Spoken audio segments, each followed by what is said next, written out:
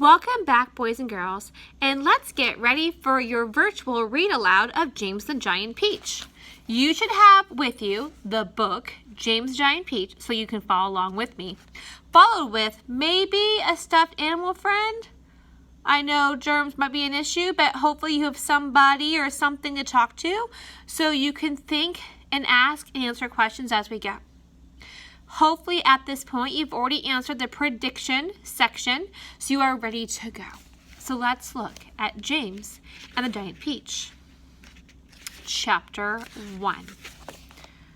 Until he was 4 years old, James Henry Trotter had had a happy life. He lived peacefully with his mother and father in a beautiful house beside the sea. There were always plenty of other children for him to play with, and there was the sandy beach for him to run about on, and the ocean to paddle in. It was the perfect life for a small boy. Then, one day, James' mother and father went to London to do some shopping, and there a terrible thing happened. Both of them suddenly got eaten up, in full daylight, mind you, and on a crowded street, by an enormous, angry rhinoceros, which had escaped from the London Zoo. Oh, could you imagine? Now this, as you well imagine, was a rather nasty experience for two such gentle parents. But in the long run, it was far nastier for James than it was for them. Their troubles were over in a jiffy. They were dead and gone in 35 seconds flat. Poor James, on the other hand, was very much alive, and all at once he found himself alone and frightened in a vast, unfriendly world. The lovely house by the seaside had to be sold immediately, and the little boy, carrying nothing but a small suitcase containing a pair of pajamas and a toothbrush, was sent away to live with his two aunts. So you should have a stuffed animal friend there with you. If not, just think. How do you think James feels right now? I'll give you a minute to think about that. All right, let's keep reading. Their names were Aunt Sponge and Aunt Spiker, and I am sorry to say they were both really horrible people. They were selfish and lazy and cruel, and right from the beginning, they started beating poor James for almost no reason at all. They never called him by his real name, but always referred to him as, "You disgusting little beast," or "You filthy nuisance," or "You miserable creature." And they certainly never gave him any toys to play with, or any picture books to look at. His room was as bare as a prison cell.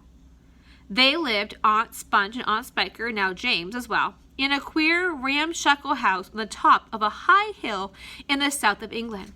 The hill was so high that almost anywhere in the garden James could look down and see for miles and miles across a marvelous landscape of woods and fields.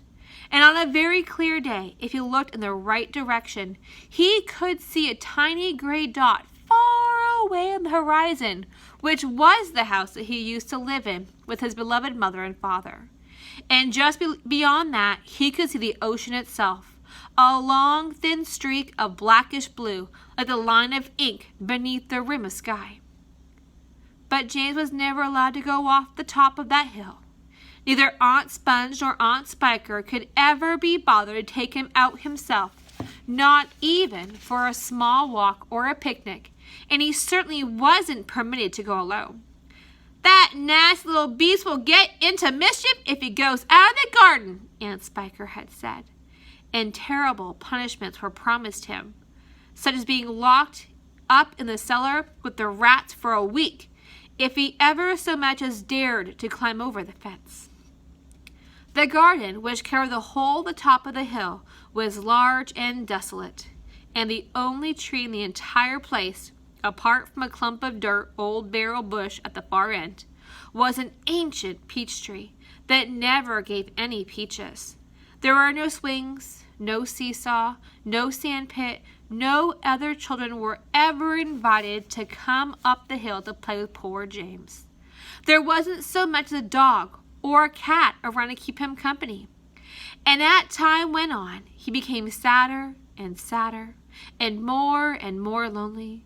And he used to spend hours every day standing at the bottom of the garden, gazing wistfully at the lovely but forbidden world of woods and fields and ocean that were spread out before him like a magic carpet. And that is the end of chapter 1. So you will see in your Google form a couple of questions to go with this chapter. Think. You can use just an animal friend. Hi, turtle. How is James feeling? Ooh, you're right. Do you have text evidence to support that? I bet if you look on page 5, you'll find it.